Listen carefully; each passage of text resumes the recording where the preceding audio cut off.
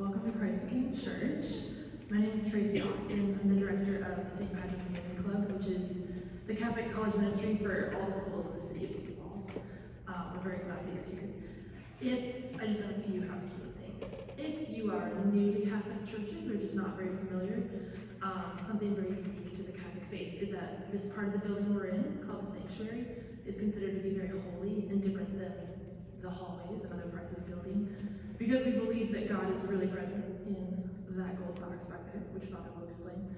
But one of the ways that we show reverence to God in this space is we don't bring coffee in, we don't chew gum, we don't bring in snacks.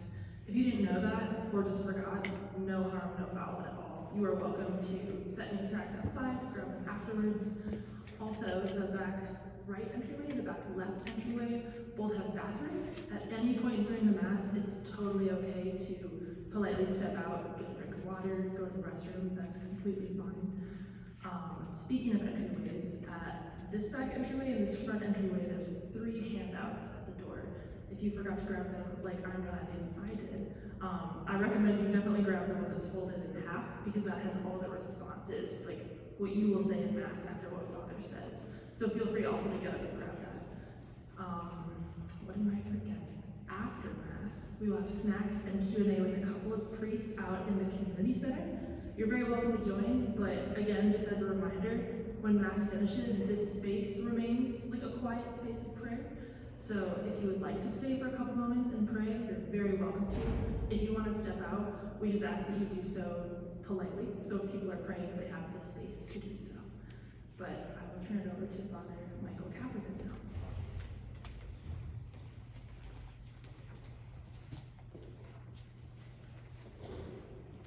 It's a great joy to be able to do this teaching Mass with you. So my name is Father Michael Kapperman. I'm the vocations director for the Diocese of Sioux Falls. I'm also the chaplain to O'Gorman Junior High, where I do ministry for the 7th and 8th graders over there. I myself grew up in Hartford, went to college at Dakota State University in Madison, got my degree in math education. It was there that I felt called to enter seminary, enter the priesthood. And then I spent 6 years up in St. Paul, becoming a priest, studying, was ordained back in 2020, and spent my first 3 years of priesthood up in Aberdeen, and my last 2 here in St. Paul. So it's a great joy to be with you. A little bit about what teaching Mass is. So a teaching Mass is still a Mass. And sometimes we might hear like teaching Mass, it's like, oh, it's kind of like a practice Mass, and we're just going to walk through everything. No, it's actually still a Mass. And so just like the same way that you might approach Mass on Sunday, just like you would approach church on Sunday, we're going to approach it tonight. But there's going to be a slight difference in that I'm going to be explaining things throughout the Mass. And so what will happen is I'll usually do a chunk of explanation, and then we'll walk through a part of the Mass. And then I'll do another chunk of explanation, and then we'll walk through the next part of the Mass. And so we'll kind of rotate at different points in the Mass between me talking and then just us entering into the prayers of the Mass. And the goal of this teaching Mass isn't that I'll answer every question about what a Mass is, like what we believe as Catholics. We won't even get to all the questions at the end of time with the Q&A, but at least this will help open the doors for Catholics to be able to see, like, yeah, what do we believe, and what do we actually see when I go to Mass? Because sometimes Mass just seems so formal, and it's like, what do I actually believe? What's actually going on? And then for our non-Catholic brothers and sisters, just for you to be able to see, like, what is it that Catholics believe? How do they view the Mass? And is it similar to how I view my Sunday service, or is it different? And so this teaching Mass, the goal of it ultimately is first and foremost to worship God, but secondarily for us to come to deeper understanding of the liturgy. Now, something you've already noticed, especially for the Catholics, you've already noticed, usually I don't start Mass like this, right? Usually I'm actually all vested. And so today, just to help you understand like what goes on in the vesting prayers, I'm going to get vested in front of you guys today, just so you know like what's going on in the heart of a priest as he's preparing the Mass. What's he thinking about? What's he praying about? Like, how does he enter into the spirituality of the Mass? So first and foremost, as you see priests, they're usually wearing all blacks with a little bit of white.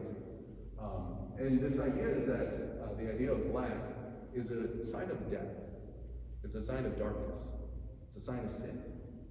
But Christ is the light that came into the world. And so just even written on, like, the clothes that I wear is the symbol of, like, yeah, we live in a dark world. We live in a valley of tears. But the light has came into the darkness, and the darkness has not overcome. And so just already starting the Mass, starting the liturgy, is this proclamation of the gospel, that Christ is the light to the world. And that I as a priest, am a witness to it. Now the next vestment that you'll see me put on is what's called an amice. It's just a giant cloth, and it goes over my neck. Now, functionally, if you want to know what the functionality behind it is, it's kind of like a sweat rack. Right? It's pretty basic, because there was a lot of time in the life of the church where there wasn't air conditioning, and so this would help keep the vestments cool. But we don't just do things out of functionality here in the life of the church. There's a symbolism behind it. And so a priest, as he puts on the amice, the first thing he does is he drapes it over his head. And he says the prayer from St. Paul that says, Lord, place the helmet of salvation upon my head to repel the assaults of evil. And during Mass, there's a lot of time where there's thoughts that aren't of God. There's distractions. There's ways that we're being drawn away from liturgy. And right away I'm praying, Lord, give me the helmet of salvation that I might not be distracted. That I might actually come to worship you in a pure and holy way. And so the first thing I do is I place on this amice as a reminder of the helmet of salvation. Sorry, it's a little hard to talk and do this at the same time. So I was figuring out how I could do this with a microphone. The next garment that I wear is a big white thing called an L. L comes from the Latin word, which means white. So it makes sense that it's called an L. And the L is a symbol of our baptismal garment. That when we're washed in the waters of baptism, we're made new. We're made clean. That I'm washed in the blood of the Lamb. We actually see this in the book of Revelation, in which the saints of God are washed in the blood of the Lamb. And they are made white as snow. That our sins, though they be scarlet red, when they encounter the blood of the Lamb, they become white. The next garment is a cincture, which comes from a Latin word that literally means rope, right? So it's a rope that goes around my waist. But as I place this rope around my waist, what am I praying for? I'm praying for the gift of purity. That as a priest, I make a promise of celibacy. As a priest, I make a promise that I will be pure of heart and mind.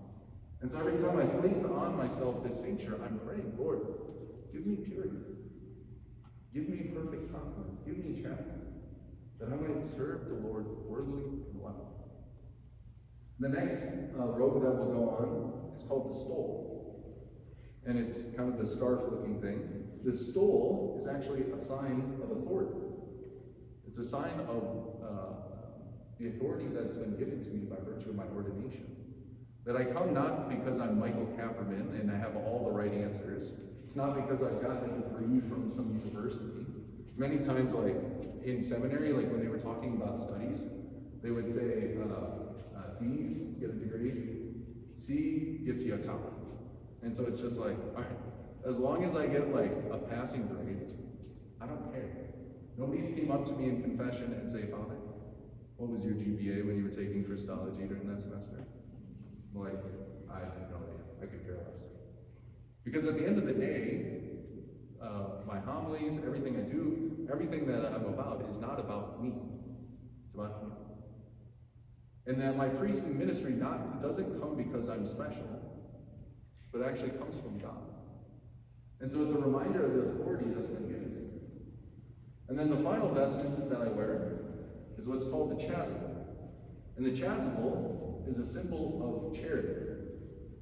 That we are been clothed by Christ and made a new creation.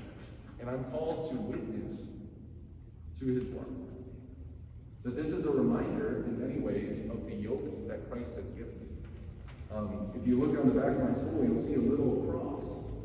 And it's a reminder that I've been given a yoke by Christ. To carry the cross of Christ well. To carry the priesthood well. And so as I'm preparing for Mass, you can see there's a lot of prayers that are going on. Now sometimes I pray devoutly. Sometimes the third grade altar server is asking me lots of questions. And both are present. But nevertheless, this is just the spirituality of the priest as he's placing on. And it's just like this. I all of a sudden look different. All of a sudden, just over the course of when we started Mass and now, it's like, you probably subconsciously just noticed, like, okay, there's something new going on. This clothing that we wear is different because it's meant to witness that there's something different about an ordained priest. Now, what we believe as Catholics about an ordained priest is they're not just them, but there's this fancy phrase called in persona Christi. That they come with the very authority of Christ, that they stand in the person of Christ. That actually, when I'm doing the liturgical actions up here, I'm doing it not as Michael Kapperman. I'm doing it as Christ. That what we believe as Catholics, that in the liturgy, the priest is in the person of Christ during the liturgy. That yeah, I still carry with me my faults, yeah, I still carry with me my sin, but when I'm acting in the name of the church and I'm doing the prayers that the church has asked of me, it's not me up there, it's Christ. And so whenever you see a priest in the middle of the liturgy, you should say, that's Jesus. That's Christ up there ministering to his people. And this actually comes from the Gospels, in which in the Gospels, Jesus says to the apostles, whoever sees you sees me. Whoever believes you believes me. That Jesus breathes on the apostles and gives them the authority. Whoever sins you forgive are forgiven them. Whoever sins you retain are retained. That there's this real sense that Jesus says to his apostles, says to the first priest, that your ministry is actually my ministry. That your words are actually my words. And so this idea of being clothed is a reminder, like, that when I'm up here, it's Christ who's celebrating Mass. That I'm just a humble instrument, but Christ is using me like a pencil to be able to bring the gospel to the world. Next, you'll see up here are some altar servers. We have seminarians up here. The altar servers at Mass, when you see altar servers, what you should be thinking of is, well, if Christ is the priest, in heaven, the angels minister to God. The angels minister to Christ. And so the altar servers actually up here are actually reminders of the angels in heaven. They're symbols of the angels in heaven. That as the angels in heaven minister to God day and night as they stand before the face of God. So up here, they're not just like being practical, functional help, which although they're also functionally helpful, they're actually being angels ministering. Now in art, the angels that will often minister to God are cherubs. And cherubs are usually depicted as the fat baby angels. So whenever you see the seminary, just think of fat baby angels. Right? They're so glad I made that joke right now. Right? Now when you see these seminarians this night, just remember, they're fat baby angels right now. They're ministering to Christ the priest and celebrating Mass at the altar. Now, what you'll see in their vestments, so black, is again a sign of death. And it's also a reminder that in this world, we don't have an inheritance. Christ has actually promised his inheritance in heaven. So when the seminarians, when the altar servers put on the cassock, one of the prayers they say is like, Lord, you are my inheritance. And then the white, again, is a sign of baptism. That they have been washed clean in the blood of the Lamb. Now, how do you guys prepare? So we did a lot of like how the priest prepares. How do you guys prepare for Mass? Well, there's two main things, like as Catholics, that we do when we come into Mass. The first, and you probably do these subconsciously, don't realize it until you bring a non-Catholic friend with you and they ask, why are you doing these things? So the first thing we do is we all dip our hand into the same holy water. And we make ourselves with the sign of the cross. And the water is a reminder of our baptism. And the water is a reminder that we've been washed clean. And that we make the sign of the cross because the sign of the cross is the sign of our salvation.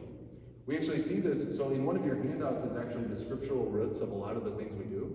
Well, in the book of Ezekiel, when the city is being sieged, God is saying, like, I'll bring death to the city except for those who have been marked with a sign.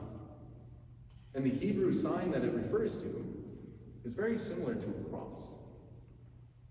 That those who mark themselves with the sign of the cross will be saved from death.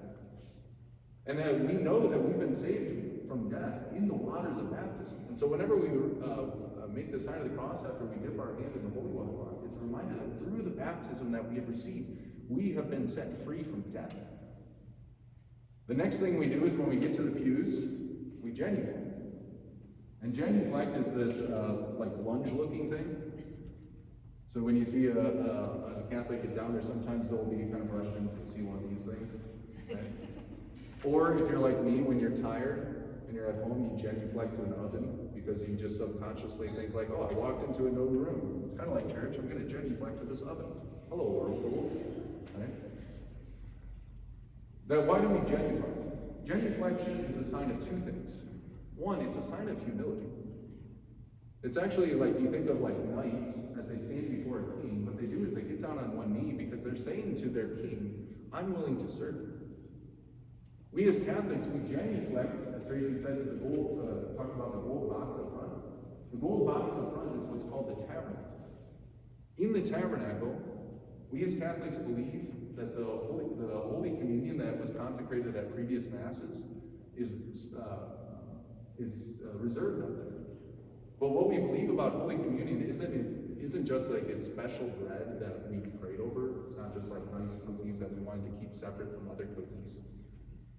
We actually believe that that's the body, blood, soul, and divinity of Jesus Christ. And so when we walk into a church, we know like our King is on his throne. That this is where our King is reigning. And so being knights, being servants of the great King, we genuflect out of humility. But not only is genuflection a sign of humility, it's actually a sign of love. Because when's the other time in life that we actually see somebody get down on one knee? It's when there's a proposal. It's when one person is saying to the other person, I love you. And one thing that we believe is that Jesus is not only our King, but Jesus is also our bridegroom. And we as the church are his bride. And so we want to show a sign of love and affection to him. And so we genuflect to him as a sign of love and a sign of humility. One thing to note about Mass is that when you see me celebrating Mass, when I'm celebrating the same prayers, I'm often facing you guys. And part of that is just like there is a dialogue that's going on in the liturgy. But fundamentally, at the core of Mass, it's not us having a dialogue. It's actually us having a dialogue with the Father. That if you're attentive in the Mass and you listen to the Mass, almost all of the prayers are addressed to the Father. Almost all of the prayers that I say are actually to the Father. And so, if we were to like hop in a time machine like 60 years ago, and you were to go to a Mass, what you would see is most of the time the priest would be standing at the altar, but he'd be facing this way. Not because he was like trying to like get away from the people in the pews, but because together we were all facing God. And as Catholics, we've got a big crucifix up front because Jesus says, whoever has seen me has seen the Father. And if the whole point of the Mass is to go to the Father, well, we look at Jesus, and Jesus brings us to the Father. And so, sometimes when you go to Mass, you might see the priest facing the crucifix. And it's because most of the prayers are actually addressed to the Father. And he's looking at the Son, who is the perfect image of the Father. What you'll also hear tonight, so on the left side, we've got a little solo, a little group of seminarians who are going to sing for us. They're going to sing different types of songs, different types of hymns, chants. And why do we as Catholics sing songs? It's not because Father just loves some tunes and wants to get a little pep in his step during Mass. But actually, St. Augustine, I'm pretty sure it's St. Augustine, somebody in the church at some point said something like this. Only the lover sings. That there's this sense of us as the bridegroom, or bride, are rejoicing in our bridegroom. And so the songs we sing are actually songs of love.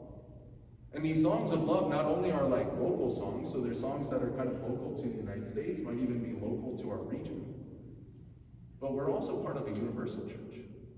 And so there's some songs, so like one of the songs tonight is actually a very ancient hymn that Christians throughout the centuries have been singing together. And we're going to join with them. So not only are we singing tonight here at Christ the King, but we're also singing with Christians throughout the century to our beloved. What you'll see, so just kind of talking through the first parts of the Mass. So the first part, you'll hear a little chant going on. Then you'll see me venerate the altar. What that means is I'm going to bow down and headbutt the altar. No, I'm just kidding. I'm going to kiss the altar. I once headbutted the altar, and I'm going to high school kid call me out on that. He's like, Father, did you just headbutt the altar? I'm like, yeah, my depth perception was a little off. I did. But no, I'm going to kiss the altar. And why do I kiss the altar? There's two reasons. One, there's two reasons.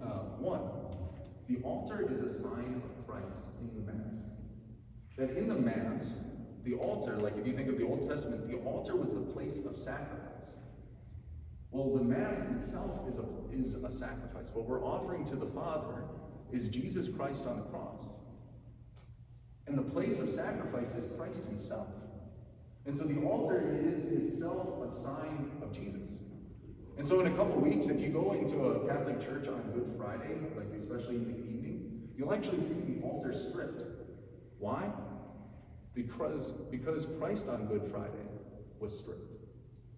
That the altar is a sign of Jesus Christ, and so I'm venerating the altar because I'm venerating Jesus. But I'm also venerating what's inside the altar. That as Catholics, in our altars, we have relics. So we have little bones or pieces of the saints that we have in our altars. And this is actually an ancient practice that goes back to the 50s AD, or 60s ADs in ancient Rome. That in ancient Rome, there was Christians who were living the faith, but were persecuted by the Roman government, and so were martyrs. And the Christians, in order to hide from this persecution, would go down to the crypts, go down to the cemeteries, go down to these underground burial plots, and they would have Mass together on top of the bones of the martyrs. That if you ever get to go to Rome today, you can actually go down into these crypts and go to the very places where Christians 2,000 years would hide from persecution, but celebrate Mass on top of the bones of the martyrs. And we actually see this even in the book of Revelation. And in the book of Revelation, underneath the throne of God, underneath the altar of worship in the book of Revelation, we see the saints. And so we as Catholics, hearing that, we have saints in our altars as a reminder of what heavenly worship would be. After I kiss the altar, then you'll see this guy with the big gold swinging thing. That's the incense. We're going to incense the altar. Now, incense in the liturgy, there's 4 things that it symbolizes. First, the incense symbolizes the presence of God. We actually see this in the Old Testament, that the cloud of the presence of God would go before the Israelites in their exodus. Well, we in the exodus of this world, we will have Christ's presence with us.